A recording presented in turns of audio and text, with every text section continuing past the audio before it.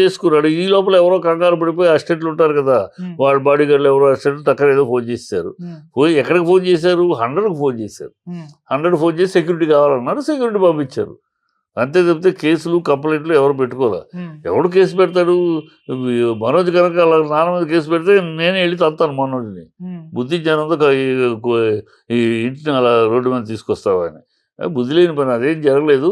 వాడెవడో ఫోన్ చేశాడు, ఆ ఫోన్ చేయడం వల్ల గాయాలు రక్తాలు ఇవన్నీ ఏం కావులే. గొడవ జరిగిన వాస్తవం, గొడవ జరుగుద్ది. అది ఆస్తులు గీసులు ఆ పిల్లాడి. ఇప్పుడు ఆ పిల్లాడు మోహన్ బాబు పిల్లల్లో విష్ణు ఒక పద్ధతిలో ఉన్నాడు, ఒక పద్ధతిలో వెళ్తున్నాడు లైఫ్లో. రోజు పద్ధతిగా మాట మంచి తీరు అనే పద్ధతికి వెళ్తున్నాడు.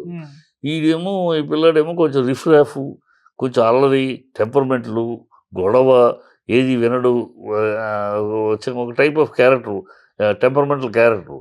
అందువల్ల అతనితో మొదటి నుంచి కూడా మొదటి పెళ్ళి అలాగే గొడవలు. తర్వాత ఇప్పుడు రెండో పెళ్ళి, వద్దు నాన్నగారు వద్దు అని చెప్పినా వినకుండా నేను చేసుకుంటా అని చేసేసుకున్నాడు. ఆ పెళ్ళికి అందుకని మోహన్ బాబు కూడా వెళ్ళలేదు. ఆ పెళ్ళి వద్దు, ఈ పిల్ల మనకు కరెక్ట్ కాదు, ఈ పిల్ల విడిపోవడంలో కూడా కారణాలు వేరు, ఆ కారణాలు తెలుసుకుంటే మనకు కరెక్ట్ కాదు, ఆ పిల్ల టెంపర్మెంట్ అలాంటివి వద్దు అంటే వినలేదు. ఇప్పుడు ఆ పిల్ల అదే తెలుస్తుంది.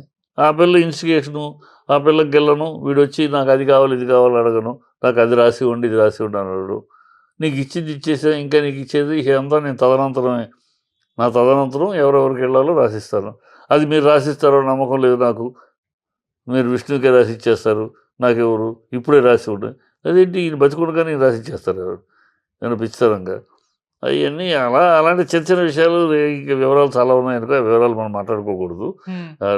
ఇంట్లో ఆస్తులు సంపాదించిన ఇంట్లో బిడ్డలు 2-3 బిడ్డలు ఉంటే ఏ ఇంట్లో అయినా ఇది జరుగుద్ది. అంబానీ సోదరుల్లోనే అనిల్కి పెద్ద అంబానీకి గొడవలు ఇవ్వ, వాళ్ళిద్దరూ ఆఖరికి గొడవలు పడ్డారు, వెళ్ళారు. మళ్ళీ అనిల్ అంబానీ కాపాడటానికి మళ్ళీ ఈ పెద్ద అంబానీని డబ్బులు కట్టాడు, తమ్ముడు కాపాడుకున్నాం. సో ఇవన్నీ ఆస్తులు గొడవలు ఉంటాయి, మళ్ళీ కలిసి ఉంటారు, ఇవే విషయం.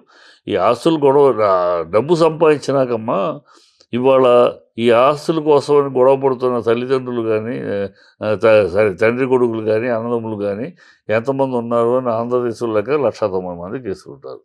ఇది మామూలు. నీ ఇంట్లో అయినా నా ఇంట్లో అయినా మన స్థాయికి తగినట్టు, నీ స్థాయికి తగినట్టు, ఏ స్థాయికి తగినట్టు ఆ స్థాయికి డబ్బు సంపాదిస్తే, ఆ తండ్రి సంపాదించిన ఆస్తి తాత సంపాదించాడు అనుకో, అది ఆటోమేటిక్గా వారసత్వం వెళ్ళిపోతుంది. తండ్రి సంపాదించిన ఆస్తి, మోహన్ బాబు తన స్వశక్తి, వాళ్ళ నాన్న ఇచ్చిన ఆస్తి ఏం కాదు, సింగిల్ పైసా వాళ్ళ నాన్న ఇవ్వాల, ప్రతి రూపాయి తను కష్టపడి తన దాంట్లో సంపాదించి. సో అతని ఇష్టం ఎవరికి ఏమి ఇవ్వాలో. తన తాతల ఆస్తి అయితే ఆటోమేటిక్గా మన వాళ్ళకి వచ్చేస్తుంది, కానీ అలా కాదే, ఈ తాతది కాదే, తన కష్టం తను ఎవరికి ఇవ్వాలో ఇచ్చాడు. నీకు ఇవ్వాల్సి నీకు ఇచ్చాడు, తనకి ఇవ్వాలి తనకి ఇచ్చాడు, కూతురికి ఇవ్వాల్సింది కూతురిచ్చాడు. వాళ్ళిద్దరూ నిలుపుకుంటున్నారు, నువ్వు నిలుపుకోలేకపోతున్నావు. దానికి ఏదో అది కావాలంటే నర్మా అని చెప్పి గొడవపడ్డారు. ఏదో ఎక్కువ మాట్లాడితే ఫాటర్ని ఒకటి వేసి ఉంటాడు. మోహన్ బాబుకి పక్షపాతం లేదు. నాకు తెలిసిన మోహన్ బాబుకి తన దగ్గర పనిచేసే వాళ్ళ దగ్గర పక్షపాతం చూపించాడు. తన దగ్గర పనిచేసేవాడైనా కూడా ఒకటే, తన పర్సనల్ మేనేజర్ అయినా ఒకటే. తప్పంటే ఎవరినైనా సరే తప్పే. పనిచేసే వాళ్ళ దగ్గర పక్షపాతం చూపించాడు, బిడ్డల దగ్గర చూపిస్తాడా? నేను పక్షపాతం ఏం చూపించడు అతను. ఇతను నిలుపుకోలేక, ఇచ్చింది నిలుపుకోలేక, పెంచుకోలేక, నిలుపుకుని పెంచుకుంటున్న వాడిని చూసి ఈర్ష్యపడి నాకు అది కావాలి ఇది కావాలి, ఎట్లా, అది కరెక్ట్ కాదు కదా. కరెక్ట్ ఇలాంటివి జరుగుతూనే ఉంటాయి. అవన్నీ అసలు మనం పెద్ద పట్టించుకుని చర్చించాల్సిన విషయాలు కావు.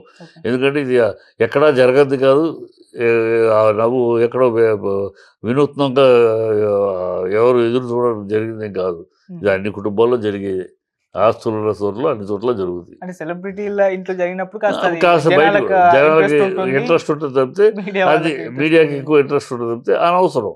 నేను ఏదైనా మీడియా కూడా పర్సనల్ మ్యాటర్, వాళ్ళ పర్సనల్ విషయాలు, ఇండస్ట్రీకి సంబంధించి వాళ్ళు ఏదైనా గొడవ పడ్డారు అనుకో, అప్పుడు మీడియా ఎంటర్ అవ్వచ్చు. ఎందుకంటే సినిమాకి సంబంధించి, మేము మీడియాకి సంబంధించి కాదు. ఇది వాళ్ళ పర్సనల్ వాళ్ళ ఇంటి విషయం. అది అంటే వాళ్ళే ఇప్పుడు అంతకుముందు మనోజ్ గారు ఒక వీడియోని పోస్ట్ చేస్తారు సోషల్ మీడియాలో ఈ విధంగా అంటే అదే తప్పు. అప్పుడు చేసిన తప్పే. ఉమ్, అప్పుడే కోపడ్డాం అందరం అలాంటి. ఏం పిచ్చి వద్దా ఏదన్నా కూర్చొని మాట్లాడుకోవాలని మీడియాకి రిలీజ్ చేయటువంటి దరిద్రంగా ఇంటి విషయాలు ఇంట్లో అప్పుడు కోపడ్డాం. ఆగిపోయాడు. ఉమ్, మళ్ళీ ఇప్పుడు నేను చేయలేదు, ఎవరో పంపించారు, నేనే ఫోన్ చేయలేదు, ఎవరో ఫోన్ చేయి, ఇక్కడ నా అసిస్టెంట్ ఎవరో టప్పని ఫోన్ కొట్టేశారు భయపడి అని అంటాడు. సరే ఏదైతేనో ఫోన్ కొట్టే 100కి ఫోన్ చేశారు, కేసులు పెట్టలా. ఉమ్, కేసులు పెడితే ఊరుకుంటారంటే పిచ్చే తంతారు జనాలు. ఉమ్, తండ్రి మీద కేసులు పెట్టి ఇంతకన్నా నీచి కొడుకుంటూ ఉంటాడా అని అంటారు. ఉమ్, కానీ అదే పెట్టలేదులే. మోహన్ బాబు కేసు పెట్టు అసలు లేదు. నేను మాట్లాడాను కదా, ఆ పిల్లాడి టెంపర్మెంట్ అంతే. టెంపర్మెంట్ వల్ల జరిగే అరిష్టాలు అంటే మంచు మనోజే కారణం ఈ అంతే గొడవలన్నిటికీ. అంతే. మంచు విష్ణు గారి సైడ్ నుంచి మోహన్ ఏం బాబు గారి అసలు సైడ్ నుంచి ఏం లేదు. సంబంధం లేదు అసలు. పాపం మంచు విష్ణు తన పని ఏదో తను చూసుకుంటూ పోతున్నాడు అంతే తప్పితే ఈ ఇంటర్ఫైర్ అవట్లా. ఉమ్, ఇంటర్ఫైర్ ఈ పిల్లాడే అది మంచు దగ్గర ఉన్నది నాకు కావాలి అనే తనకు మంచులాగా నువ్వు ఎదగలేకపోతే అది నీ కర్మ. ఉమ్, మంచు ఎవరితో గొడవ పెట్టుకోడు, అందరితోటి మంచిగా ఉంటాడు. అందరూ బాగుండాలి, అందులో నేను ఉండాలి అన్నట్టు అందరితోటి బాగుంటాడు, పెరుగుతున్నాడు. నువ్వేమో అది కాదు, నువ్వు పెద్ద సుప్రీం అన్నట్టు, నువ్వు అన్నీ తెలిసినట్టు, నీకు ఈగో ఎక్కువ, అహంభావం ఎక్కువ, అహంకారం ఎక్కువ. నీకు ఏముందని అహంకారం, నువ్వేమి హిట్లు ఇచ్చావని నీకు అహంకారం.